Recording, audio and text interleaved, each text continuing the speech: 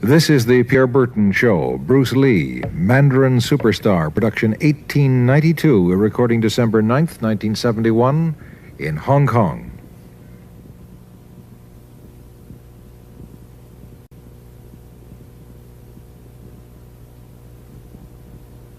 Bruce Lee faces a real dilemma. He's on the verge of stardom in the United States with a projected TV series on the horizon, but he's just achieved superstardom as a film actor here in Hong Kong. So what does he choose, the East or the West?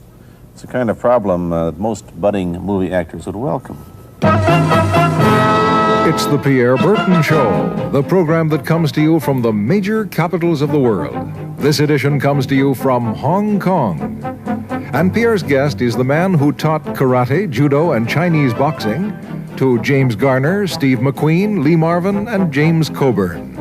The newest Mandarin superstar, known in the West for his appearances in Batman, The Green Hornet, Ironside, and Longstreet. His name is Bruce Lee, and he doesn't even speak Mandarin. And here's Pierre. Well, how can you play in Mandarin movies if you don't even speak Mandarin? How do you do that? Well, first of all, I speak only Cantonese. Yeah. So, I mean, there is quite a difference as far as pronunciation and things like that go. So somebody else's voice is used, right? For Definitely, you? definitely. You just make the words. Doesn't that sound strange when you go to the movies, especially in Hong Kong, in your own town, and you see yourself with somebody else's voice? Well, not really, you see, because most of the Mandarin pictures done here are dubbed anyway. They're dubbed anyway? Anyway, I mean, disregard. I mean, they shoot without sound. So it doesn't, make any difference. Your lips never quite make the right words, do they? Yeah, well, that's where the difficulty lies, you see. I mean, in order to, because the Cantonese have a different way of saying things, different from the Mandarin. Yeah. So I have to find, something similar to that and keep a kind of a feeling going behind that. Something that matching the Mandarin deal. Like the old silent days. Complicated? Like the old silent days. But I gather in the movies made here, the dialogue is pretty stilted anyway. Yeah, I agree with you. I mean, see, to me, a motion picture is motion. Yeah. I mean, you got to keep the dialogue down to the minimum. Did you look at many Mandarin movies before you started playing in the first one? Yes. What did you think of them when you saw them? Quality-wise, I mean, I have to admit that it's not quite up to the standard. However, it is growing, and it is getting higher and higher and going toward that standard, that what I would term quality. They say the secret of your success in that movie, The Big Boss, which was such a success, you rocketed you to stardom in Asia, was that you did your own fighting. As an expert in the various martial arts in China, what did you think of the fighting that you saw in the movies that you studied before you became a star? Well, I mean, definitely in the beginning, I had no intention or whatsoever that what I was practicing and what I'm still practicing now would lead to this to begin with. But martial art has a very, very deep meaning as far as my life is concerned, because as an actor, as a martial artist, as a human being, all these I have learned from martial art. Maybe for our audience who doesn't know what it means, you might explain exactly what you mean by martial art. Right. Martial art include all the combative arts like karate or karate, judo, Chinese kung fu or Chinese boxing, whatever you call it. All those. You see, like Aikido, Korean, I can go on and on and on. But it's a combative form of fighting. I mean, it's not, some of them became sport, but some of them are still not. I mean, they use, for instance, kicking to the groin, jabbing fingers at the eyes, and things like that. No wonder you're successful in the Chinese movies. They're full of this kind of action anyway. They needed a guy like you could... Violence, man. So you didn't have to use a double when you moved into the motion picture world here. You did it all yourself. Right. Can you break 5 or 6 pieces of wood with your hand or your foot? I'll probably break my hand and foot. But tell me a little bit... you set up a school in Hollywood, didn't you, for people like James Garner and Steve McQueen and the others? Yes. Why would they want to learn Chinese martial art? Because of a movie role? Not really. I mean, most of them, you see, to me, At least the way that when I teach it, all type of knowledge ultimately means self-knowledge. So therefore, they are coming in to, and ask me to teach them not so much of how to defend themselves or how to do somebody in. Rather, they want to learn to express themselves through some movement, be it anger, be it determination, or whatsoever. So in other words, what I'm saying, therefore, is that he is paying me to show him in combative form the art of expressing the human body. Which is acting, in a sense, isn't it? Well... Or it would be a useful tool for an actor to have. It's...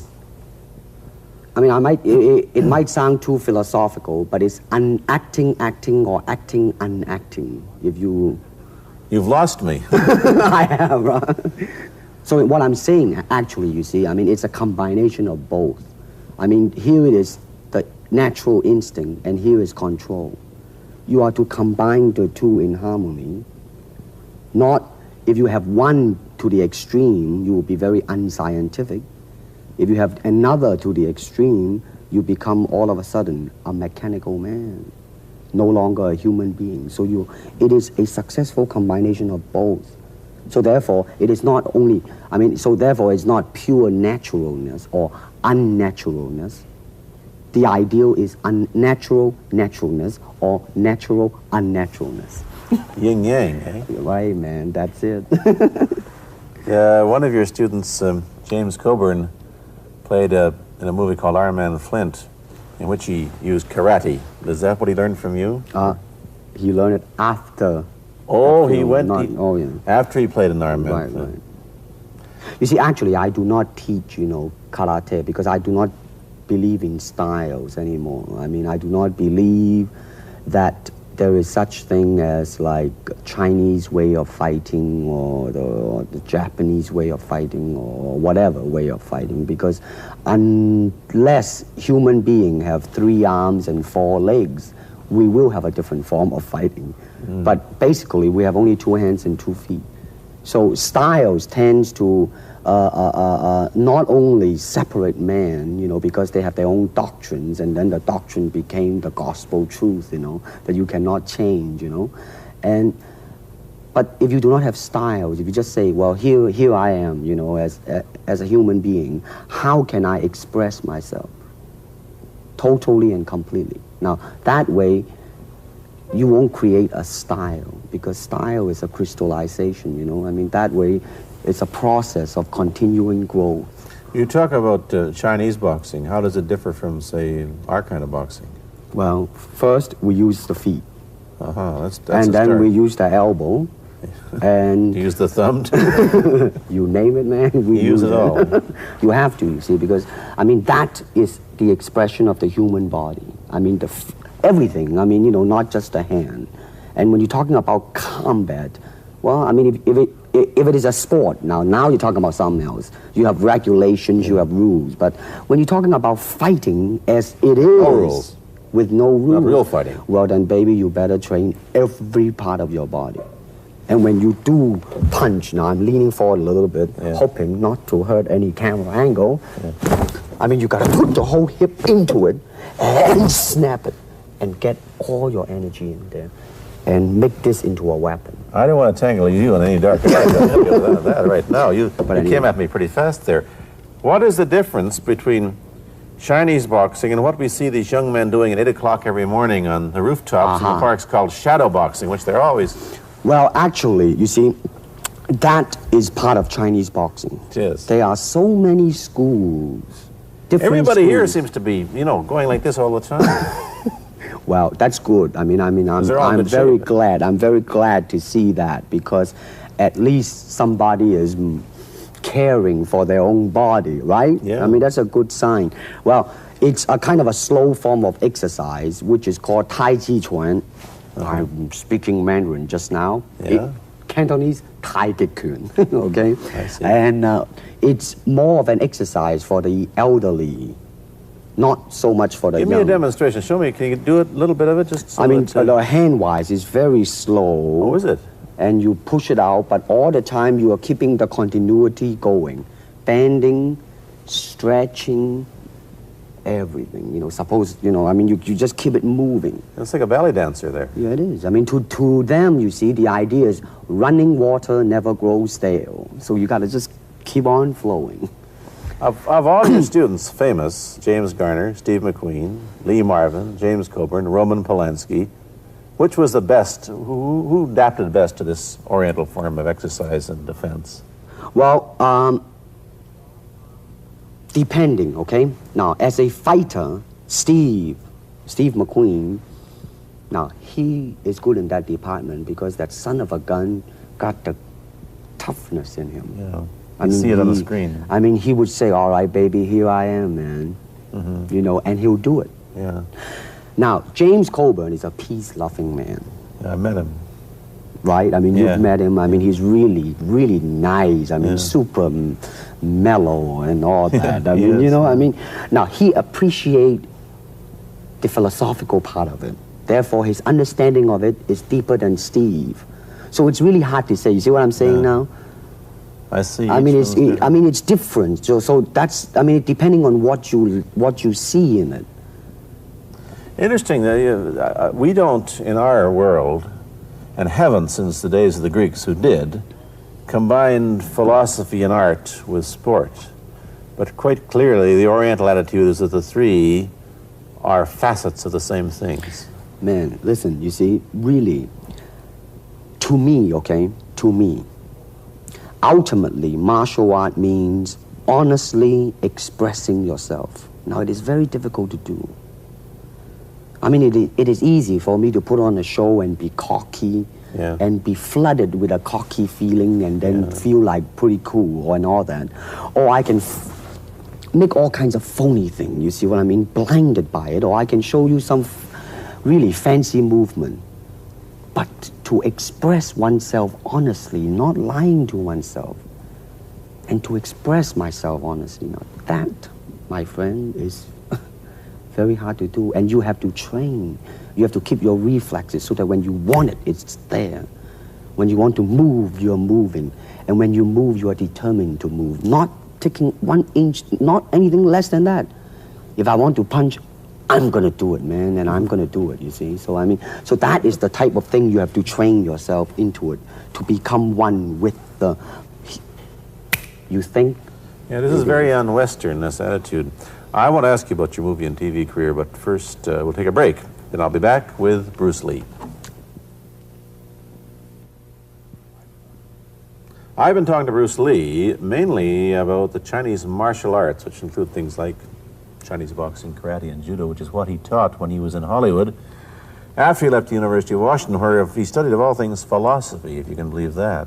He did, but that, perhaps you understand why the two go together from the first half of this program.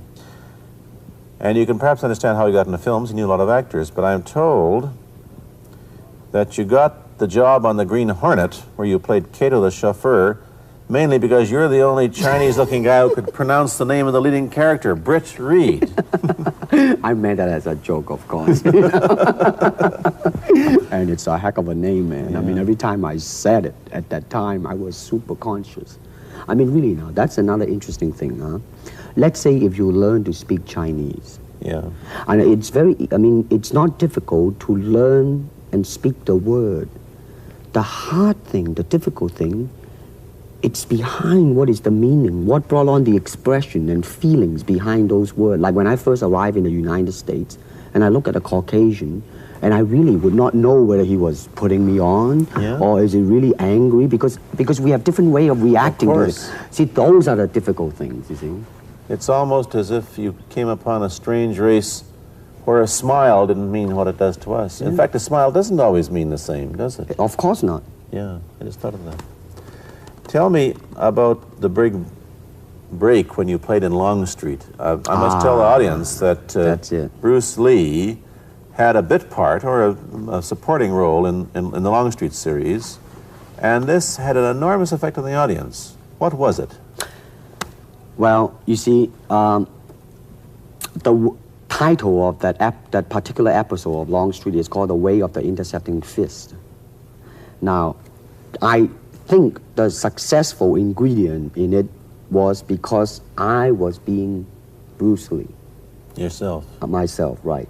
And did that part, just express myself, like I say, honestly express myself at that time. And because of that, I brought, favorable mentioning in like New York Times, which says like the Chinaman, who incidentally came off quite convincingly enough to earn himself a television series, and so on and so on and so forth. Can you remember the lines by Sterling Siliphant, the key lines? He's one of my students, you know that? Was he too? Yes. You've had everybody as your student. But you read, there were some lines that expressed your philosophy. I don't know if you remember them or not. Oh, I remember that. I Let's said, hear. this is what it is, okay? You're talking to Longstreet, played by James Francesca. I said, empty your mind. Be formless, shapeless, like water. Now you put water into a cup, it becomes the cup. You put water into a bottle, it becomes the bottle. You put it in a teapot, it becomes the teapot. Now water can flow or it can crash. Be water, my friend. Like that, you see? Yeah, I see. I get the idea. Uh-huh. I get the power behind it. So now, two things have happened. First, there's a pretty good chance that you'll get a TV series in the States called The Warriors, in which you use what? The martial arts in a Western setting? That was the original idea. Now, Yeah. Paramount, I did Longstreet Yeah. for Paramount, and Paramount wants me to be in a television series. On the other hand, Warner Brother wants me to be in another one, but both of them, I think, they want me to be in a modernized type of a thing. And they think that Western idea is out.